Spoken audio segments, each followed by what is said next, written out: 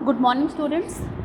आज class 7th में आपकी हिंदी पाठ्य पुस्तक में हम चैप्टर 8 पंच परमेश्वर पढ़ेंगे। पंच परमेश्वर मुंशी प्रेमचंद की रचना है। प्रेमचंद हिंदी और उर्दू के महानतम भारतीय लेखकों में से एक थे। इनका मूल नाम धनपत राय था। प्रेमचंद को नवाब राय और मुंशी प्रेमचंद के नाम से भी जाना जाता है। प्रेमचंद ने हिंदी कहानी और उपन्यास की एक ऐसी परंपरा का विकास किया जिसने पूरी सदी के साहित्य का मार्गदर्शन किया। उनका लेखन हिंदी साहित्य की एक ऐसी विरासत है जिसके बिना हिंदी के विकास का अध्ययन अधूरा होगा। वे एक संवेदनशील लेखक थे। आइए आपकी पाठ्य पुस्तक में हम पंच परमेश्वर कहानी को पढ़ते हैं। पंच परमेश्वर, पंच का अर्थ होता है वह व्यक्ति या कुछ ऐसे लोगों का समूह जो आपस के झगड़ों का निर्णय करने के लिए चुने गए हों। प्रायः इसमें 5 लोग होते हैं। मुंशी प्रेमचंद द्वारा लिखित इस कहानी में यह बताया गया कि पंच के आसन पर बैठा हुआ व्यक्ति परमेश्वर के समान होता है। उसके मुंह से निकली हुई वाणी ईश्वरीय वाणी होती है, अतः उसे हमेशा निष्पक्ष होकर सही निर्णय करना चाहिए। यह कहानी 2 मित्रों की है। आइए हम इस कहानी को समझते हैं। कौन कौन से 2 मित्र हैं? जुम्मन शेख और अलगू चौधरी में मित्रता थी। साथ में एक साथ खेती करते थे। एक दूसरे पर उनका अटल विश्वास भी था। जुम्मन जब हज करने जाते तो अपना घर अलगू को सौंप देते और अलगू जब कभी बाहर जाते तो जुम्मन पर अपना घर छोड़ देते। उनमें ना तो खान पान का व्यवहार था और ना ही धर्म का, केवल विचार मिलते थे। और मित्रता का मूल मंत्र भी यही होता है। अलगू का मान उसके धन के कारण था, तो जुम्मन शेख अपनी अनमोल विद्या से सबके आदर पात्र थे। जुम्मन शेख की एक बूढ़ी खाला यानी मौसी थी। उनके पास कुछ थोड़ी सी मिल्कियत थी। मिल्कियत का अर्थ है जमीन जायदाद थी, परंतु उनकी खाला का कोई निकट संबंधी नहीं था। तो जुम्मन ने लंबे चौड़े वादे करके अपनी खाला की जायदाद अपने नाम लिखवा ली और जब तक दान पात्र की रजिस्ट्री ना हुई तब तक खाला जान का खूब आदर सत्कार किया गया। उन्हें खूब स्वादिष्ट पदार्थ खिलाए गए, हलवे पुलाव की वर्षा सी कर दी गई, यानी उनकी खूब खातिर की गई। पर जैसे ही खाला जान ने अपनी जमीन जायदाद जुम्मन शेख के नाम की, बेचारी को प्रायः ही कड़वी बातें सुनने को मिलने लगी। कुछ दिन तो खाला जान ने सुना और सहा, पर जब नहीं सहा गया तब उन्होंने जुम्मन से शिकायत की और कहा, बेटा तुम्हारे साथ मेरा निर्वाह ना होगा, तुम मुझे रुपए दे दो, मैं अपना पका खा लूँगी। यानी जब तक जमीन जायदाद खाला की थी तब तक उनकी खूब खातिर हुई और जैसे ही खाला ने अपनी जमीन जायदाद जुम्मन के नाम कर दी, उनकी खातिरदारी बंद हो गई। जुम्मन ने भी कहा कि मैंने भी ये थोड़ी ही समझा था कि तुम मौत से लड़कर आई हो। मौत से लड़कर आई हो का अर्थ है कि जुम्मन का कहने का यह अर्थ था कि तुम्हारी बहुत लंबी उम्र हो गई है फिर भी तुम मर नहीं रही। खाला बिगड़ गई। उन्होंने पंचायत करने की धमकी दे दी। जुम्मन हंसे, इस तरह जैसे शिकारी हिरन को जाल की तरफ देखते ही मन ही मन हंसता है। जुम्मन ने कहा, हाँ हाँ ज़रूर पंचायत करो, और अगर फैसला हो जाए तो मुझे भी यह दिन रात की खटपट पसंद नहीं। पंचायत में किसकी जीत होगी इस विषय में जुम्मन को कुछ भी संदेह नहीं था। आसपास के गांवों में ऐसा कौन था जो उनके शत्रु बनने का साहस करे?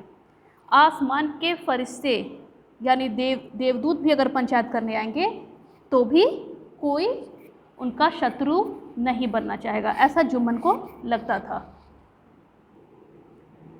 इसके बाद कई दिनों तक बूढ़ी खाला हाथ में एक लकड़ी लिए आसपास के गांवों में दौड़ती रही। कमर झुककर कमान हो गई थी, यानी कमर टेढ़ी हो गई। एक एक पग यानी एक एक पग चलना दूभर हो गया। मगर बात आ पड़ी थी तो इसका निर्णय करना ज़रूरी था, क्योंकि खाला ने पंचायत की बात की थी और वह आसपास के लोगों के पास दौड़ती रही पंचायत के लिए। विरला ही कोई भला आदमी होगा जिसके पास बुढ़िया ने दुख के आंसू ना बहाए हो। किसी ने तो यूं ही ऊपरी मन से हुआ करके टाल दिया और किसी ने कहा कब्र में पांव लटके हुए हैं। कब्र में पांव लटके हुए का अर्थ है यानी बड़ी उम्र हो गई है, मृत्यु के करीब हो, तो तुम क्यों इतना पंचायत कराना चाह रही हो। अब जो है रोटी खाओ और अल्लाह का नाम लो, लोगों ने कहा। ऐसे न्यायप्रिय, दयालु और दीन वत्सल,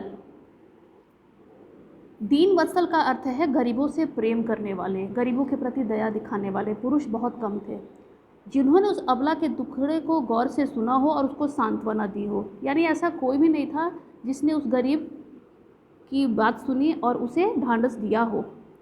चारों तरफ घूम घार कर बेचारी अलगू चौधरी के पास गई। अलगू चौधरी कौन थे? जुम्मन के मित्र। अलगू ने जुम्मन को अपना पुराना मित्र बताकर पंचायत में आने में अपनी असमर्थता जताई, क्योंकि अलगू नहीं चाहते थे अपने मित्र के खिलाफ पंचायत में आना। तब खाला ने कहा, बेटा क्या जुम्मन से बिगाड़ होने के डर से ईमान की बात न कहोगे? अलगू ने कोई उत्तर न दिया, पर उनके हृदय में खाला के ये शब्द गूंजते रहे कि क्या जुम्मन से बिगाड़ के डर से ईमान की बात न कहोगे। खाला ने बहुत बड़ी बात कही थी कि अगर वो तुम्हारा मित्र है तो क्या अपने मित्र की गलती, मित्र से बिगाड़ होने के डर से तुम सही बात भी नहीं कहोगे।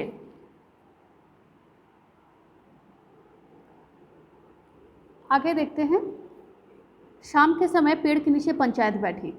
जुम्मन शेख ने पहले से सब प्रबंध कर रखा था। पंच लोग बैठ गए तो बूढ़ी खाला ने उनसे विनती की, पंचो आज 3 साल हुए मैंने अपनी सारी जायदाद अपने भांजे जुम्मन के नाम लिख दी। इसे तो आप जानते ही हैं, और जुम्मन ने मुझे जीवन भर रोटी कपड़ा देना कबूल किया था। साल भर तो मैंने इसके साथ रो धो कर काटा, पर अब दिन रात का रोना सहा नहीं जाता। मुझे न तो पेट भरपेट रोटी मिलती है और न ही तन को कपड़ा। मैं कोर्ट कचहरी जा नहीं सकती और मैं अपना दुख पंचों के अलावा किसे सुनाऊं। तो आप लोग जो भी रास्ता बताएंगे मैं उसके लिए तैयार हूँ। सरपंच किसे बनाया जाए, इस प्रश्न को लेकर खाला जान और जुम्मन में कुछ कहा सुनी हो गई। तब खाला जान बोली, बेटा खुदा से डरो, पंच ना तो किसी के दोस्त होते हैं और ना दुश्मन, यानी जो भी पंच होता है वह निष्पक्ष रूप से निर्णय करता है। तुम्हारा और किसी पर विश्वास ना हो तो क्या अलगू चौधरी को मानते हो? लो मैं उन्हीं को सरपंच बनाती हूँ।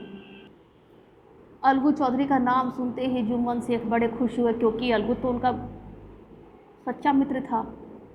तो वो तो बहुत खुश हुए और अपने भावों को छिपाकर बोले, अलगू ही सही, मेरे लिए तो जैसे रामधन वैसे अलगू। और अलगू इस झमेले में फंसना नहीं चाहते थे। वे कन्नी काटने लगे, यानी वह सरपंच बनने से बचना चाहते थे। बोले, खाला तुम जानती हो कि जुम्मन से मेरी गाढ़ी दोस्ती है। खाला ने गंभीर स्वर में कहा, बेटा दोस्ती के लिए कोई अपना ईमान नहीं बेचता और पंच के दिल में खुदा बसता है। पंचों के मुंह से जो बात निकलती है वह खुदा की तरफ से निकलती है। और जुम्मन को तो पूरा विश्वास था कि अब बाजी मेरी है। उन्होंने पंचों को विश्वास दिलाया कि उन्होंने खाला को कोई तकलीफ नहीं दी है। अलगू चौधरी पूरे कानूनी आदमी थे, जो भी करते थे वो बहुत सोच समझ के न्यायपूर्ण तरीके से करते थे। उन्होंने जुम्मन से प्रश्न पूछना शुरू किया और एक एक प्रश्न से जुम्मन के हृदय पर हथौड़ी की तरह चोट लगती थी कि अरे मेरा मित्र होकर यह मुझसे ऐसे सवाल कैसे कर रहा है। और वो चकित थे कि अचानक अलगू को क्या हो गया, अभी अलगू मेरे साथ बैठा कैसी कैसी बातें कर रहा था और इतनी ही देर में ये बदल कैसे गया, और ये सारी चीज़ें निकालने पर क्यों तुला हुआ है, और ये कब की कसर निकाल रहा है, इतने सवाल जवाब मुझसे क्यों कर रहा है। जुम्मन को ऐसा लगने लगा, क्या इतनी दिनों की दोस्ती आज काम नहीं आएगी। जुम्मन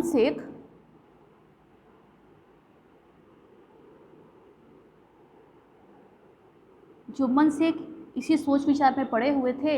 इतने में अलगू ने फैसला सुना दिया कि जुम्मन शेख, पंचों ने इस मामले पर विचार किया है। उन्हें यह सही लगता है कि खाला जान को हर महीने खर्च दिया जाए और यही हमारा फैसला है। और अगर जुम्मन को खर्च देना मंजूर नहीं है तो रजिस्ट्री रद्द समझी जाएगी।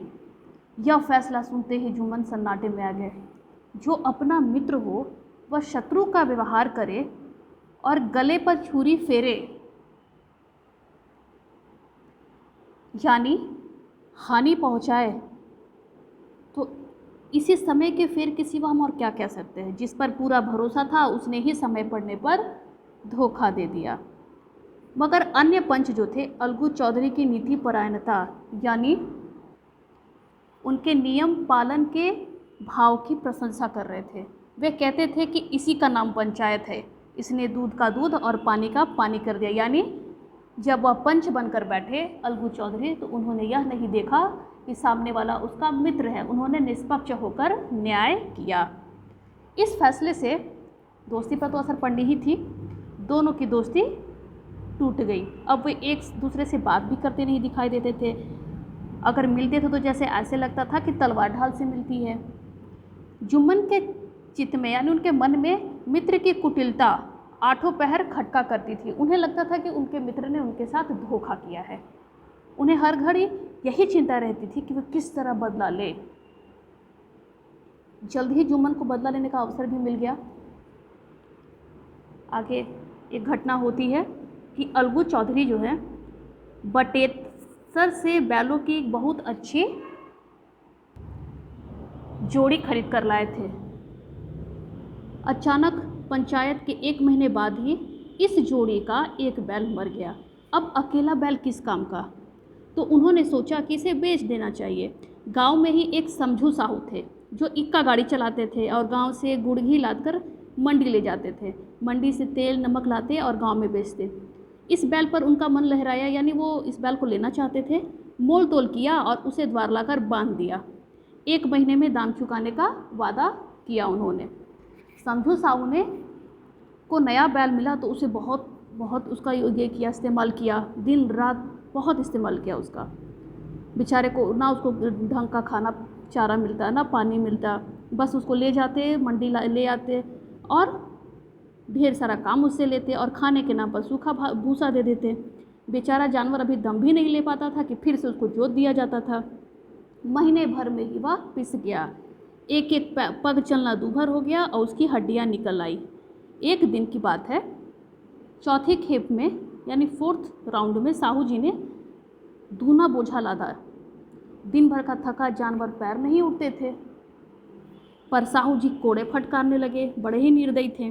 बैल कुछ देर दौड़ा और चाहा कि ज़रा दम ले लूँ, पर साहू जी को जल्द पहुँचने की फिक्र थी, इसलिए उन्होंने कई कोड़े बड़े ही निर्दयता से उसको मारे। और बैल ने एक बार फिर से जोर लगाया, पर अब की बार शक्ति ने जवाब दे दिया और वह धरती पर गिर पड़ा और ऐसा गिरा कि वह फिर ना उठा, यानी उसकी मृत्यु हो गई। इस घटना को हुए कई महीने बीत गए। अलगू जब अपने बैल के दाम मांगते तब साहू और सहुआइन दोनों नाप सनाप बोलने लगते। तब लोगों ने परामर्श दिया उन्हें कि ऐसे तो काम नहीं चलेगा, पंचायत कर लो, जो कुछ तय है उसे स्वीकार कर लो। साहू जी राजी हो गए। अलगू ने भी हामी भर दी। अलगू भी तैयार हो गए। तीसरे दिन पंचायत बैठी।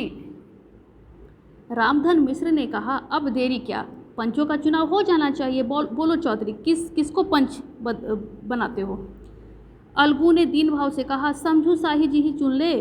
समझू खड़े हुए और कड़क कर बोले, मेरी ओर से जुम्मन शेख। क्योंकि समझू को तो पता था कि जुम्मन शेख और अलगू की मित्रता खत्म हो गई है, दोनों शत्रु बन चुके हैं, इसलिए उन्होंने तुरंत जुम्मन शेख का नाम ले लिया। और इधर जुम्मन का नाम सुनते ही अलगू चौधरी का कलेजा धक धक करने लगा, मानो किसी ने थप्पड़ मार दिया हो। रामधन अलगू के मित्र थे, वह बात को समझ गए। उन्होंने कहा, क्यों चौधरी, तुम्हें कोई उज्र तो नहीं। उज्र का अर्थ है आपत्ति, यानी जुम्मन शेख के बनने से तुम्हें कोई आपत्ति तो नहीं है। चौधरी ने निराश होकर कहा, नहीं, मुझे क्या उज्र होगा, यानी मुझे क्या आपत्ति होगी। अपने उत्तरदायित्व का ज्ञान बहुधा हमारे संकुचित व्यवहारों का सुधारक होता है। यानी उत्तरदायित्व, जिम्मेदारी मिलने से बहुत ही लोगों के व्यवहार में परिवर्तन आ जाता है। जुम्मन शेख के मन में भी सरपंच का उच्च स्थान ग्रहण करते ही अपनी जिम्मेदारी का भाव पैदा हुआ। उसने सोचा मैं इस वक्त न्याय और धर्म के सर्वोच्च आसन पर बैठा हुआ हूँ, यानी सबसे ऊंचे आसन पर बैठा हुआ हूँ। जैसे ही उन्हें सरपंच बनाया गया, उन्हें खुद ही इस चीज़ का एहसास हुआ कि अभी मैं न्याय और धर्म के सबसे ऊंचे आसन पर बैठा हूँ।